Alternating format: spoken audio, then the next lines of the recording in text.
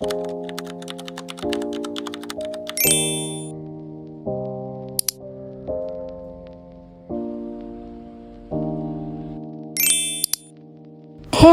എല്ലാവർക്കും സുഖമല്ലേ? Welcome to my other vlog. അപ്പോൾ ഇന്ന് നമ്മൾ ഉണ്ടാക്കാൻ പോകുന്നത് ഒരു ബ്രൗണിയാണ് കേട്ടോ. ബ്രൗണി എന്നൊക്കെ പറയുമ്പോൾ ഭയങ്കര പാടുള്ള പരിപാടിയാണെന്നാണ് ഞാൻ വിചാരിച്ചിട്ടുള്ളത്.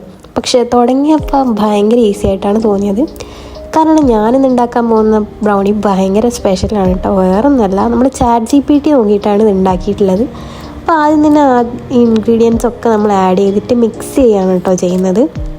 നമ്മൾ മൈദ ആഡ് ചെയ്തിട്ടുണ്ട്, അതിന് ഡ്രൈ ഇൻഗ്രീഡിയൻസ് ഒക്കെ മിക്സ് ചെയ്ത് വെച്ചിട്ടുണ്ട്. മൈദ, കൊക്കോ പൗഡർ, പിന്നെ നമ്മൾ സോൾട്ടും കൂടെ ആഡ് ചെയ്തിട്ടുണ്ട്.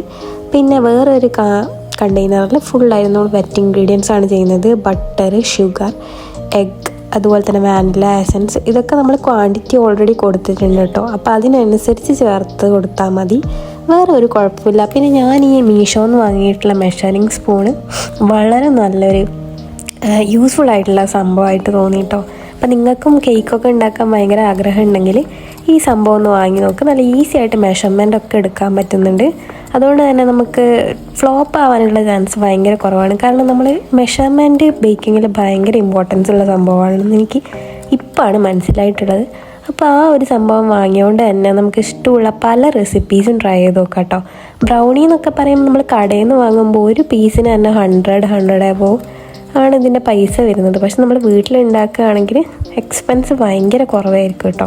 കാരണം നമുക്ക് ഒരു തവണ ഒരു സാധനം വാങ്ങിയിട്ടുണ്ടെങ്കിൽ ഡിഫറെൻറ്റ് ടൈപ്സ് ആയിട്ട് നമുക്കിത് യൂസ് ചെയ്യാൻ പറ്റുന്നുണ്ട്.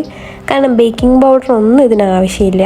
പിന്നെ നമ്മൾ ഒരു തവണ വാങ്ങിയ സാധനം തന്നെ നമുക്ക് ഒരുപാട് ബാച്ച് ഉണ്ടാക്കാൻ വേണ്ടിയിട്ട് പറ്റും കേട്ടോ. ഇതിൽ നിങ്ങൾക്ക് ചോക്ലേറ്റ് ഭയങ്കര ഇഷ്ടമുള്ളവരാണെങ്കിൽ ഇതെന്തായാലും ട്രൈ ചെയ്ത് നോക്കണം. ഭയങ്കര ടേസ്റ്റായിട്ട് തോന്നും. പിന്നെ ഇത് ചൂടോടെ കഴിക്കുന്ന ഒരു സംഭവമാണെന്നാണ് ഞാൻ കേട്ടിട്ടുള്ളത്. അതുകൊണ്ട് തന്നെ ബേക്ക് ചെയ്തപ്പോൾ തന്നെ നമ്മൾ കഴിക്കാൻ നോക്കി. പിന്നെ ഇതിന് ഞാൻ അധികം എക്സ്പെൻസീവ് ആയിട്ടുള്ള സാധനങ്ങളൊന്നും തന്നെ വാങ്ങിയിട്ടില്ല. ഒക്കെ നമ്മുടെ മാർക്കറ്റിൽ അവൈലബിൾ ആയിട്ടുള്ള സംഭവം മാത്രമേ ഉള്ളൂ. കാരണം ഈ ബേക്കിംഗ് ചെയ്യുന്ന സമയത്ത് നമുക്ക് മോസ്റ്റ്ലി ആവശ്യമുള്ള സംഭവമാണ് ഈ ബട്ടർ പേപ്പറൊക്കെ. അതൊക്കെ നമ്മൾ ബട്ടർ വാങ്ങുമ്പോൾ കിട്ടുന്ന ആ ഷീറ്റൊക്കെയാണ് ഞാൻ യൂസ് ചെയ്തിട്ടുള്ളത്. അതൊന്നും തന്നെ മോസ്റ്റ്ലി ഞാൻ എക്സ്പെൻസ് ഭയങ്കര കുറച്ചിട്ടാണ് ഉണ്ടാക്കിയിട്ടുള്ളത്. പിന്നെ മെയിനായിട്ട് വേണ്ടത് ഈ ഡാർക്ക് ചോക്ലേറ്റ് ആയിരുന്നു. അത് കുറച്ച് നല്ല പൈസ ഉണ്ടായിരുന്നു. അത് മാത്രമാണ് പൈസ ആയിട്ട് തോന്നിയത്. ബാക്കിയൊക്കെ ഒരു സാധാരണ പ്രൈസായിട്ടാണ് വരുന്നത്. അപ്പോൾ വീട്ടിൽ തന്നെ ചെയ്ത് നോക്കുകയാണെങ്കിൽ നിങ്ങൾക്ക് ഇടയ്ക്കിടയ്ക്ക് ഉണ്ടാക്കി കഴിക്കണം എന്ന് തോന്നുമ്പം ചെയ്യാം. ഭയങ്കര ഈസി ആയിട്ടുള്ള സംഭവമാണ്. നമുക്ക് ആർക്ക് വേണമെങ്കിൽ ഉണ്ടാക്കാം കേട്ടോ. കാരണം ഞാൻ പറഞ്ഞില്ലേ, ഈ ബട്ടർ പേപ്പറൊക്കെ വെച്ചിട്ടാണ് ഞാൻ ചെയ്തിട്ടുള്ളത്. പിന്നെ നിങ്ങൾക്ക് കുറച്ചും കൂടെ പ്രൊഫഷണലായിട്ട് വേണമെന്നുണ്ടെങ്കിൽ ബേക്കിംഗ് ലൈക്ക് ബട്ടർ പേപ്പറൊക്കെ നിങ്ങൾ പുറത്തുനിന്ന് വാങ്ങിക്കോളും.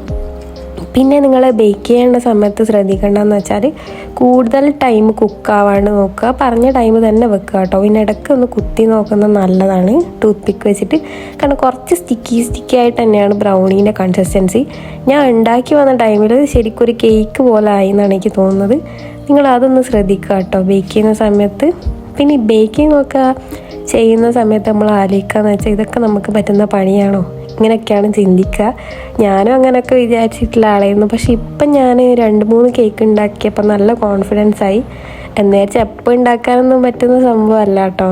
കാരണം ഒരുപാട് സാധനങ്ങൾ വാങ്ങാനുണ്ട്. പക്ഷേ ഇത് നല്ലൊരു റെസിപ്പിയായിരുന്നു. ഞാൻ ChatGPT നോക്കി ട്രൈ ചെയ്തതാണ്. അപ്പോൾ ഇഷ്ടപ്പെട്ടാൽ ഒന്ന് ലൈക്ക്, സബ്സ്ക്രൈബ്